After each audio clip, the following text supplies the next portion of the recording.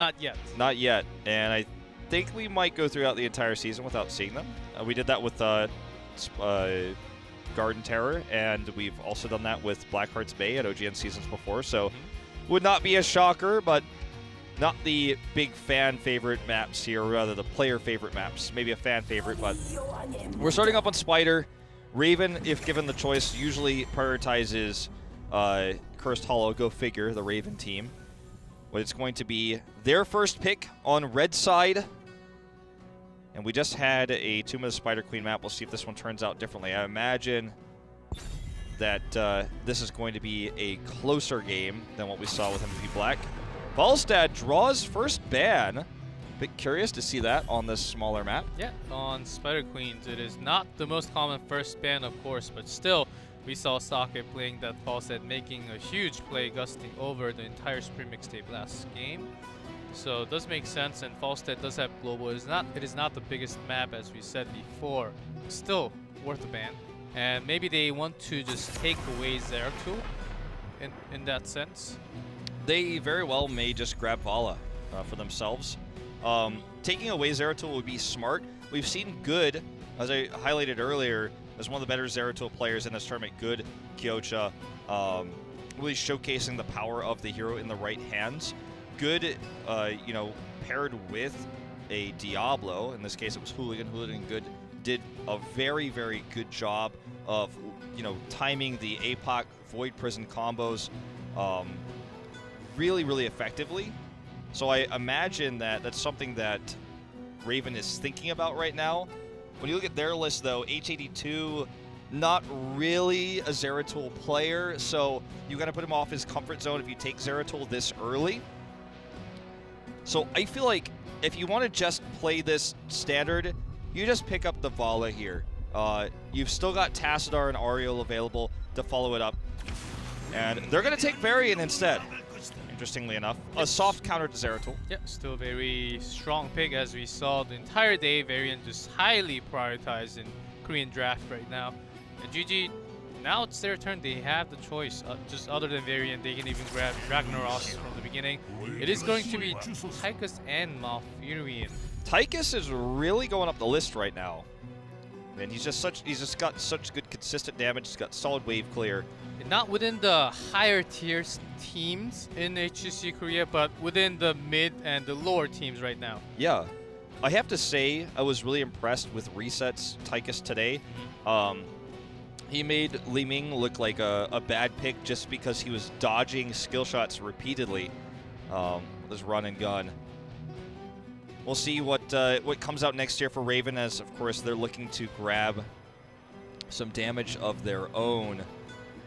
With Varian already taken here, they could go into the Zeratul again. It's not really H82's style. In fact, he may be the one playing Varian himself. We'll have to wait and see, as this is one of his heroes. It's definitely an opportunity for them to grab Vala Tassadar as well. Totally out, you know, out in the possibility. There's the Vala. See the Tass with it? Yeah, we do. So, gonna be looking for that burst shield, the wave clear that both of these heroes actually provide, very strong on this map. GG can just pick the easier choice of just banning out Ariel here. Very high chance. Yep, and or even a Dehaka if they want to ban out a global one. And there's the easy ban choice. Okay, for Raven now. Oh, they're just going to ban ETC. Not the most clear cut. I mean, there were other choices. Johanna would not have been a terrible choice here either. But yeah, just want to take the pressure off the lanes. Yeah, having that ETC pressure from the beginning of the game and the CC chain with Malfurion's entangling root is very strong, as we saw. Just power sliding all three and just taking them out. I'd like to see, I know Li Ming is a little bit more countered by proper Tassadar play now with the rework that's live today. But I still think Li Ming would be a great pickup here. Yeah, also taking it away from NMX would also be also be a decent choice. Absolutely agree. Other options is Ragnaros is still on the table, so that's something they're absolutely considering right now. And Ragnaros has a decent amount of wave clear. He's got a lot of pressure. Speaking of wave clear, they're going to go with the Gul'dan here. So this comp looks as about as scary as it can get. Yeah, and then they can just finish it up with Muradin, or especially because they already have Tychus in their draft. They have lots of choices, and it is now Raven on the table. Have to pick a healer here. And when Malfurion is taken, Ariel is banned. They already have Tassadar. We're generally seeing most teams prioritize the Kharazim here. We've seen a few exceptions with the Rhaegar last week. Not today. Hasn't been played a single time in both of our best of fives. We're going to go into the Thrall. Now, the Thrall is interesting because he works well with the Kharazim and the Tassadar the same way Vala does. They have Varian as well to kind of help with the CC. But I think it's going to be Sundering that we see yet again here from the Thrall with the Earthquake nerfs that became live in HGC today. And for the final pick here, honestly, Johanna seems really nice. Super strong wave clear. If they have Johanna, they have an insane amount of wave clear, and they could just push the lanes, roam, and kind of do what Black did on a different type of scale. So I think both Johanna and Muradin are really good choices here. I'm leaning towards the Johanna. They are going to take the Muradin. And he can obviously, he has a little bit more mobility. Yeah, solid draft from both sides. I think it literally just comes down to whoever plays better, and where they fight is actually going to matter a lot here, I feel like. I'm leaning a little bit towards GG. They've got a lot of wave clear. They have a lot of poke, and they have Ragnaros and Malfurion. That's all I really have to say. I think the draft of Raven, though, as you said, is strong. The best team will win. Going on to this first map, Tomb of the Spider Queen for our final best of 5 on Friday Night Heroes here at HGC Korea.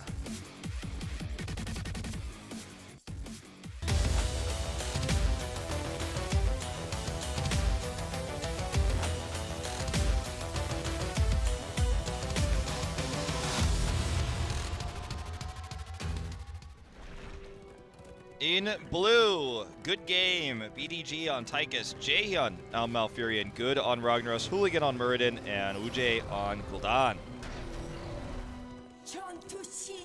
In red, Raven Joju on Kharazim Hamlin on Vala, NMX on Tassadar, Diong on Varian, and H82 on Thrall.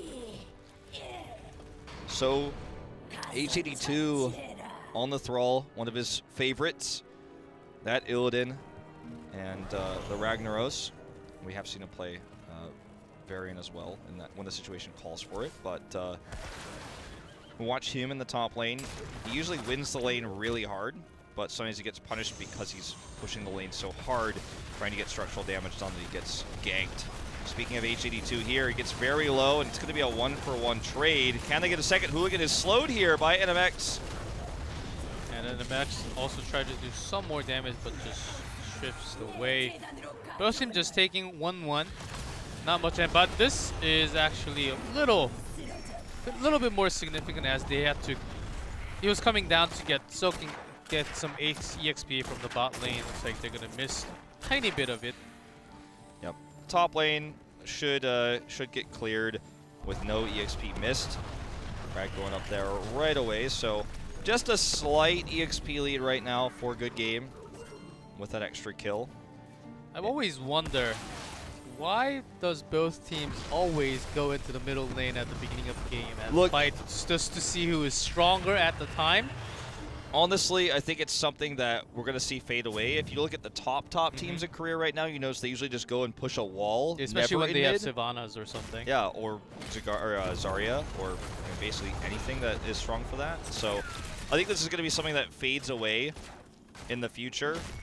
If you look at other games of a similar genre in esports in Korea, it's going to get picked off here in the top lane. If you look at other games like this, you don't just see everyone rush down mid, have a fight, and then go to lanes once the minions spawn. I think that's a dying thing. It's already kind of dead in terms of the top teams in Korea. I think it's also one of the traditions of Heroes, I guess. It's always been fun having some trade-off in the beginning of the game. Look, some comps are just straight up better in the early game than others. Yeah, that's true. Like, for example, if ETC is in one of these two teams, we have a very different game. than what we have here in terms of that early game aggression. The same can be said of the Thrall as well. So I can just see that both teams could make an argument they should win mid. It's not clear cut in this case, but anyway, we're really theory crafting about an abstract thought at this point. Just wanted to have that question out. No, I mean I have to agree with you. I have to put a question mark up as well. Yeah, I'm pretty sure a lot of other people also wonder, but like not wonder because they always see it, but never actually wonder why that actually happens. And moving along with the game, I think Raven, if they actually find in those small choke points where Thrall can hit the right thundering off maybe 2-3 of GG, that's going to create a lot of space for Raven to actually have a better team fight, where GG, if they can poke out some damage from Molten Core and then have better health situation compared to Raven, then they will have a better... Well, these are always theories we're talking before. Sure. I mean, this game is insanely close right now in terms of turn-ins. Surprisingly good game actually has a slight lead. Joju has been super aggressive this entire game, though, with his Iron Fist build that he's chosen. And the neutral camp did go bot to Raven because Karzim started that alone. But regardless, they're not actually winning in terms of gems turned in. They have more in their possession, but we talked about this earlier. It's not always what's important. It is also partially because Good was having some gems on himself and dying in the beginning of the game. Cost them a few gems, but those teams have enough, more than enough. They just have to turn it in. Let's see the rotations going up and down. Looks like Tassadar is going to cancel that channeling from the bottom. They almost have enough. They only need 3 more. Yep. That wave clear is just so strong for good games. So their wave clear pushing the lanes forward, giving them a little bit more coverage. They also have a lot of poke with Moonfire and obviously everything that Gul'dan can toss out in order to deny. They also have Ragnaros, who's like pretty solid at denying. They've got grenades. I mean, the list goes on. Yes, there's Vala and Tassadar, which are pretty decent at denying, and Thrall as well, but the wave clear is why they have the better position. They also have scouting drone, which gives them vision, and they can preempt these denies. There's just a small amount of leads here and there, little advantages for GG to win this first web weaver. And Hooligan does miss that Stone Bolt, but doesn't matter too much because they're actually going to get the first sets of web weavers because they managed to turn the exact number into it. Okay, here comes that wave, and the lanes will continue to push. The wave clear is not terrible for Raven, it's just not as good. Like, they have Tassadar, who's like really good at wave clear. They've got Thrall, it's like okay, and then Vala. But it's just frustrating to deal with. They don't have that much poke. Jaehyun actually getting jumped on here by Joju. This is risky business by Joju right now. If there were a rotation down, he'd be in trouble, but there's not. So actually, he does quite a bit of damage for free and helps clear up this mid web weaver. It looks like these web weavers aren't going to do a ton of structure damage, but they're going to burn a lot of ammo and soften up these walls. Both top and mid are down, and if I could look at the bottom lane, it looks like I'm going to get that third wall there as well, but not a whole lot of fort damage. H82, too aggressive here in the top lane. I see this a lot, and he's going to get punished once more here. Just not positioned behind that fort. Yep, Hooligan and Good really positioning themselves in the right choice. Good being safe, and Good actually getting focused a little bit down. Diong actually close to being very low and gets taken out. So many gems dropped also. Joju does have one Radiant Dash, gets out here, and will have to actually Hearth Home. This means they will actually get top fort, which I did not expect to happen. And now level 10 is reached for Good Game. They have the heroics first. We're going to see Odin. And it's becoming more popular, to be honest. And looks like Tassadar has had enough gems to actually turn that in, plus possibly 25 on his hands. And Raven, they're behind the level, but with these sets of web weavers, it's going to go back and forth. They're going to catch up. Should be about the same level at the end if they actually manage to... Oh my god, no way. That was intense. Okay, so he had the stun to stop him from getting into his dimensional shift, into the silence, into the fear. It took 3 heroics to do so, but that's some of their best wave clear for this web weaver push to help get back into this game. They are going to hit their heroics, but they're down a body here. Luckily for them, it's a pretty short respawn time, but I think well worth the heroics there used for that kill. I think absolutely. Yeah, Raven was not going to fight for some time, especially when tests are down. So, well, better to use it than not use it and just waste or even waste it on something else. Just something to point out really quick is we have NMX playing Tassadar, who's normally the more specific ranged player, like he would normally be the one playing ball in this case. He's also playing Archon, so we'll see how well that pays off here, as it's definitely a little bit stronger right now, I'd say, than it was before, but it's not as good as Force Wall at zoning. Let's see how it goes out. Hooligan in perfect position here. There's the Sundering. De gets his palm ignored. And does get a kill first, though, on the Hooligan. And Hooligan is the one that's going to go down. But Odin doing some damage from the side, and Namek just shielding himself. Looks like that will be the only kill from this team fight. Okay. One team fight for Raven in terms of kills, but in terms of hit points, this is going to go to good game. They just barely 3 off of the gems right now. And actually, Raven, if they get a full turn in here, they will be able to get the Webweavers. Where's all that poke? Okay, there's the Moonfire. Yep, this is one of the things. If you have more poke, it's really good to cancel that channeling. So even using Horrify to take out Karazim actually, I thought for a second Karazim actually managed to stay alive, but Tassadar also gone. It looks like Deong's going to be the next one to fall. Yes, he is. 3 down. The positioning mistakes here for Raven are causing them picks. You can tell good games so far in this series is the better team in terms of awareness of positioning, because yes, if you have to use 2 or 3 heroics to kill someone, it feels like it's definitely, it feels somewhat wasteful, but if you can consistently get the kills with them when people are out of position like this, then even though your heroics down, being up a hero is more significant. In this case, now up a talent tier, and they were this entire time. 13 to 11 now. Heroes cannot be caught like this with all the CC that GG has, especially the Stormbolt, the Horrify, Twilight Dream. You get caught with 2 of those basically alone, and you're going to die if the rest of the team is there for the follow-up. Yeah, Hooligan into that right position of coming around from the side, just flanking, and Deong actually goes around it pretty decently there. All right, good here. Actually goes ahead and uses Molten Core. They're going to get the kill with it onto Varian.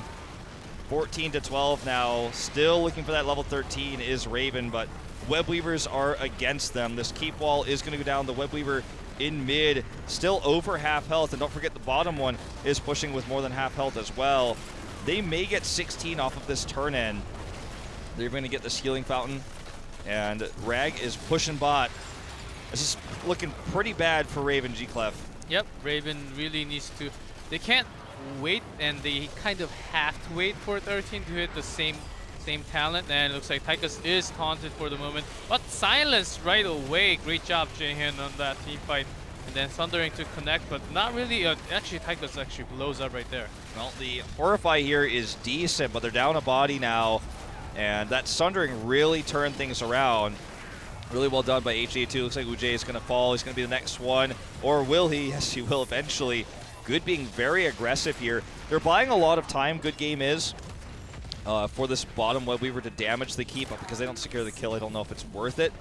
Raven now still a talent here behind as 16 is reached, but a good fight for them nonetheless. That ended up being much better than it could have been. They might have lost a keep.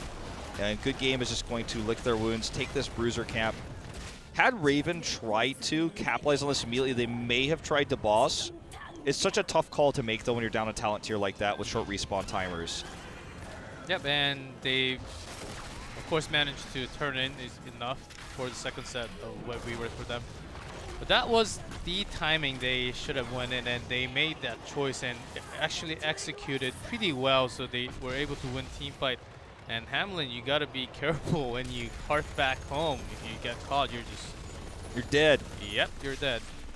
Well, this Webweaver for Raven, Webweavers, I should say, you spawn 3 of them, you know, shouldn't be very effective because they're down a talent tier. All their waves are pushed. This Webweaver set is essentially just clearing their lanes, but also doing so kind of far away, so Raven isn't even getting the EXP on all 3 of them.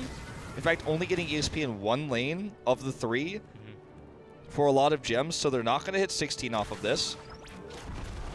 And GG is just happy to clear these and set up saying, okay, you wasted about 60 gems. I'll take that.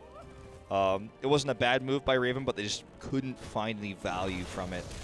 Yeah, and now this keep is exposed. Yeah, they were just pushed way too far back. And Good is actually going to use Molten Core. It looks like they're going to go for this keep, as the keep's HP is almost 1/4 left only. De Jong's trying to stall some time in the front line.